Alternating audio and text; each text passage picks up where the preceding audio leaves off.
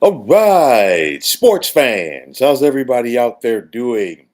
William Martin coming at you one more time here on YouTube with another edition of the 300 Pounds of Sports Knowledge Podcast. And as I continue to blaze through things leading up to the start of a new NFL season, I want to take this time out to talk about all things in the AFC West.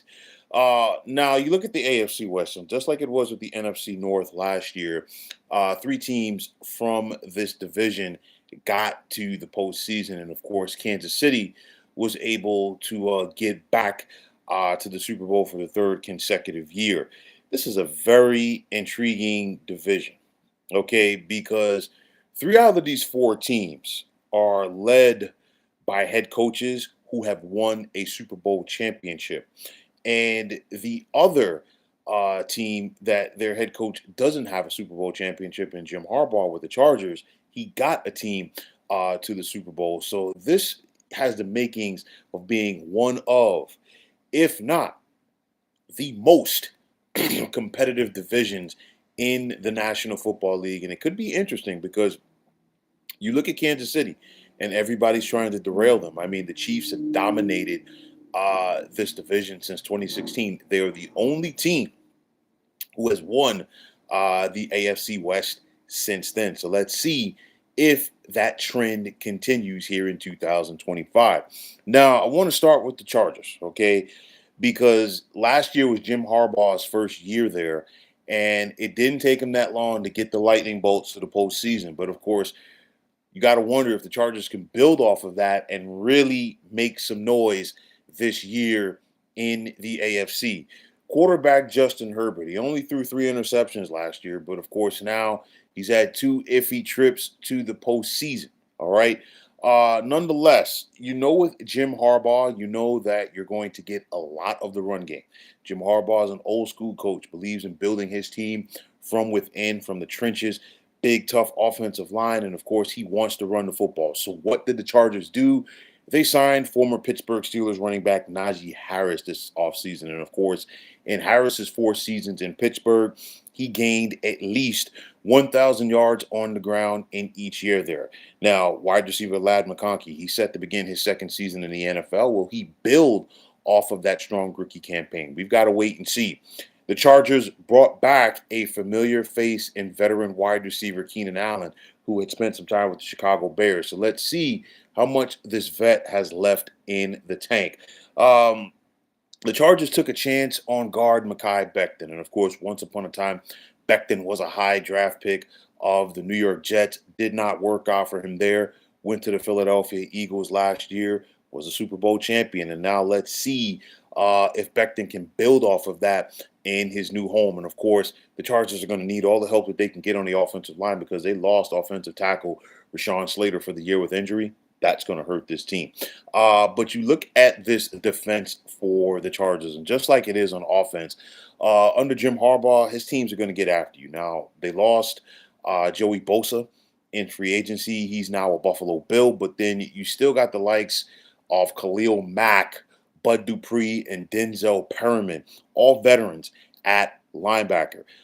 The strong safety position with Derwin James. He's such a great playmaker back there. He could do so many things in that back end, and of course, coming up to play the run as well for LA.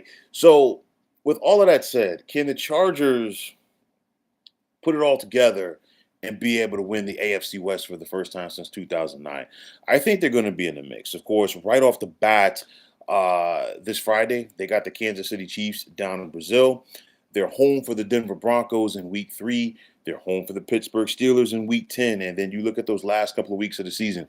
Week 14, the Chargers get the Philadelphia Eagles at SoFi. They're at Kansas City in week number 15. And then they finish up with week 17 at home against Houston, the team that knocked them out of the postseason last year. And then, of course, they finish up on the road at Denver. And speaking of those Chiefs, okay, we saw them be denied of a chance to become the first team in NFL history to win 3 consecutive Super Bowl championships. And you just have to wonder, with that said, will the Kansas City Chiefs join the Buffalo Bills as the only franchises in league history to make the big game in 4 straight years. Now, last year was the first time that quarterback Patrick Mahomes didn't throw for at least 4,000 yards during his NFL career. And the question is, should we be concerned? Yes and no. And I don't think it has anything to do with the ability of Patrick Mahomes, still one of the best quarterbacks in the game. There's no ifs, ands, or buts about that. But for me, it's just one of those where I think the Chiefs organization is starting to take Mahomes for granted from the standpoint that, you know what, they just feel like, hey, we could just put anybody around Patrick Mahomes and he will make them look good. And at some point, you've got to give the guys some playmakers. And then on top of that, those playmakers got to step up. Last season, the Chiefs were 14th in the NFL in passing. None of their pass catchers reached the 1,000-yard mark. Travis Kelsey, the all-world tight end, there were like you were kind of on the fence to see whether or not he would come back for 2025. He's got a lot of off the field stuff going on in his life. He's basically twisted in a lot of different directions. Okay, but nonetheless, he's coming back. This is probably going to be his final year, and he definitely wants to go out on a positive note. I truly do believe. The big thing for me with the Chiefs passing game, two big things. Number one, young guys like Xavier Worthy and Hollywood Brown. They've got to become more consistent and they have to become the home run threats that this offense needs. And speaking of consistency, Kansas City needs to get more out of their run game, which was 22nd in the NFL last season. Speaking of Mahomes, he was sacked 36 times last year, the most in a season during his NFL career. This offensive line has got to step up. Defensively, under defensive coordinator Steve Spagnuolo, you know that Kansas City is going to continue to get after you, and it starts and ends with defensive tackle Chris Jones. You got a guy like defensive end George Karlaftis, who is really coming into his own. But the biggest thing for me with Kansas City, will their no frills approach continue to help them win games? And of course, the other question is going to be, did the Super Bowl loss expose them? Well, the bottom line is this: looking back at the Super Bowl loss for Kansas City, no quarterback likes pressure. I don't care who you are. And the Chiefs, they led the world last year in winning those close games. It all came together in the perfect storm for the Philadelphia Eagles. And I guarantee you, teams are going to go out there and attempt to replicate that, but they might not have the personnel that the Eagles have. On top of that, Kansas City has kind of been through this for the past several years, and that is that they're basically everybody's Super Bowl each and every week because everybody wants a piece of them. Okay, and I think the Chiefs are going to be once again up for that challenge. Like I said, they've got the Chargers in Brazil this Friday, week number 2. They get the aforementioned Philadelphia Eagles coming into Arrowhead. They also get the Baltimore Ravens in week 4. They get the Detroit Lions at home in week 6. But you look at that back end at Buffalo in week number 9. That is always a big game. At Denver in week number 11. They're home for Houston in week 14. They're home for the Chargers in week 15. And then they're home for Denver in week 17. And speaking of those Broncos, head coach Sean Payton is really putting his stamp on things with this team. It only took him 2 years to end Denver's playoff drought, which went all the way back to 2015, which was the last time that they won the Super Bowl, which was also the last time that a team not named Kansas City won this division. Now, Sean Payton has his franchise quarterback going forward in the youngster Bo Nix, and of course, the future looks bright for them together in the Mile High City. Now, for Bo Nix, will he be able to build off of that strong rookie campaign? Like I said with Jaden Daniels when I talked about the NFC East, teams around the NFL now have a year's worth of game film on Bo Nix. So let's see where the adjustments come from, okay? Sean Payton loves to run the football, okay? There's no ifs, ands, or buts about that.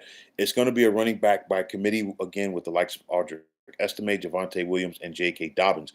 You have yourself a big physical wide receiver in Cortland Sutton. And you have yourself a strong offensive line with the likes of veterans Mike McGlinchey and Garrett Bowles. But this Denver team, their bread is going to be buttered once again by their defense. You look at Vance Joseph, the D coordinator for this team, and last year Denver was seventh in the NFL in yards allowed. Okay, 63 sacks, which is by far tops in the National Football League, and they have some guys on that side of the football that really know how to pin their ears back and get after you. You look at that front line with the likes of Zach Allen. You also have at outside linebacker Jonathan Cooper, Nick Bonito, and then the other defensive end in John Franklin Myers. I think a move that Denver made this offseason, which is flying deep, and I mean deep under the radar, is them picking up 49ers, former San Francisco 49ers linebacker Dre Greenlaw. He's more than a year now removed from that Achilles injury that he suffered in Super Bowl 58. And I don't care what anybody says.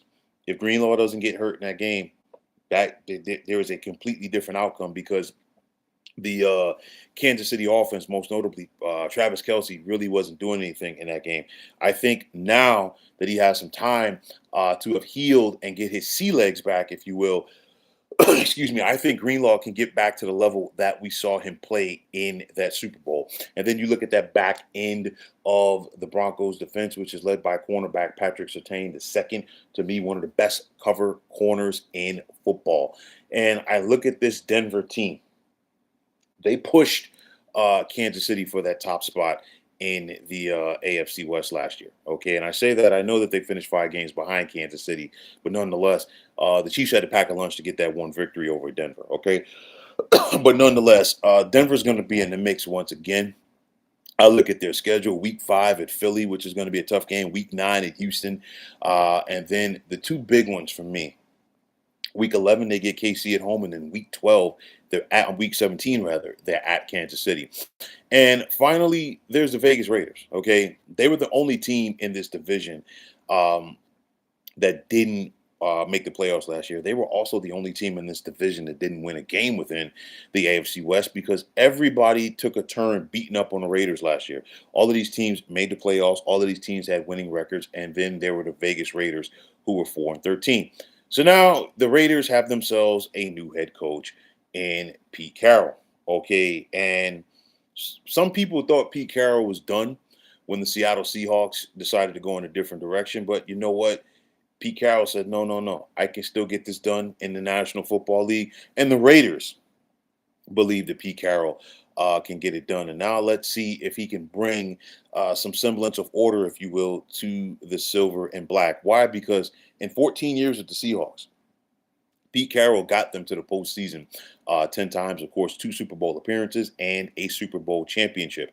Now, one of the biggest things for the Raiders, they struggled at the quarterback position in recent years. So, of course, Pete Carroll didn't come to Vegas alone as he's bringing a familiar face to him uh, to the desert and former Seattle Seahawks quarterback Geno Smith, who the Raiders traded for this offseason.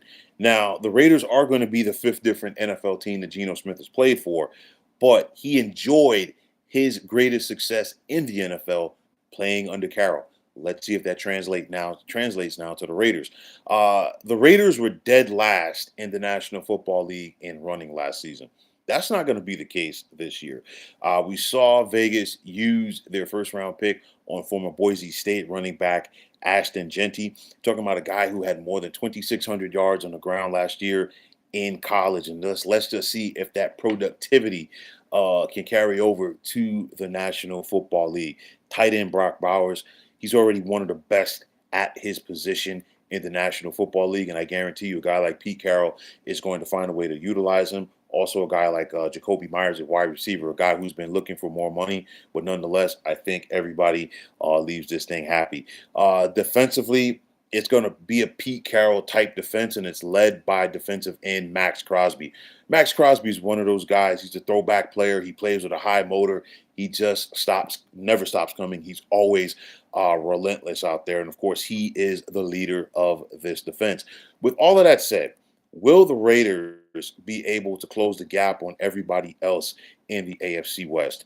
I'll say it like this. I think that the Raiders are going to be a work in progress. And as the season progresses, they're going to get better. And I guarantee you, once they round into form, they're going to be a team that nobody wants to deal with as Pete Carroll looks to get them back on track. With that said, I think the Raiders once again missed the postseason. But I think they somewhat closed the gap on everybody else.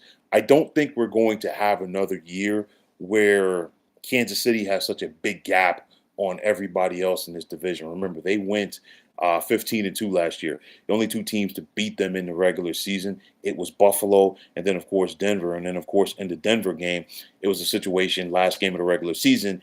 Kansas City had rested all of their starters. I think that gap closes this year. It's going to be a tight race to win the AFC West. But when it's all said and done, I'm going to give the slightest of the slight nods to the Denver Broncos to win this division for the first time since 2015.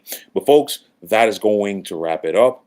And as always, I want to take this time out to thank each and every one of you for checking out the 300 Pounds of Sports Knowledge podcast here on YouTube. And as always, if you like what you heard and saw on this podcast, you know what to do. Just hit that like button as well as subscribing to this channel. Like I always say, it's greatly appreciated. Also, if you're on the X, formerly known as Twitter, you can check us out at 300 Pounds of Sports. And like I always say, if you follow me, it will be my pleasure to follow you right back. There's also the sports discussion group on Facebook at the Sports Depot 365, and you can check it out. Drop a line and be a part of one of the better sports debating sites going on social media. And just like it is on the X, you can check us out on Instagram at 300 Pounds of Sports Knowledge. You give me that follow, I'll give you that follow in return. And finally, as we continue to navigate our way to the start of a new NFL season, you can check this channel out tomorrow as I will be talking all things NFC South. But until the next time, fine folks, my name is William Martin. I'm signing off, and I'm saying thanks once again for checking out the 300 Pounds of Sports Knowledge podcast here on YouTube. Be well, everybody.